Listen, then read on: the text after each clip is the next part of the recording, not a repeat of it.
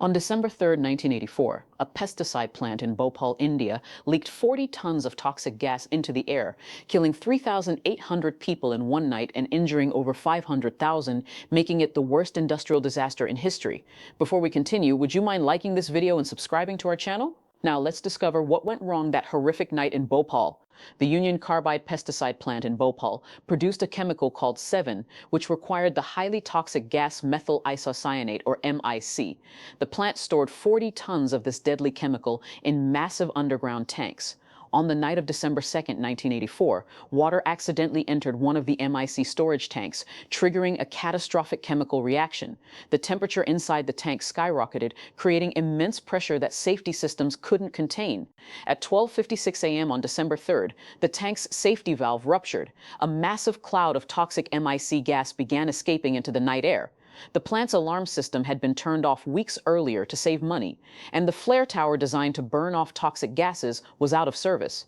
Here's the most horrifying part. The toxic gas cloud was heavier than air, so instead of rising and dissipating, it rolled along the ground directly into the densely populated slums surrounding the factory where over 500,000 people lived. People woke up gasping for air, their eyes burning, coughing violently.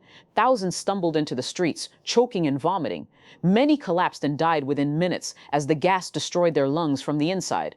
The gas caused immediate effects: violent coughing, severe eye irritation, breathing difficulty, and vomiting. Many people's lungs filled with fluid, essentially drowning them while they stood.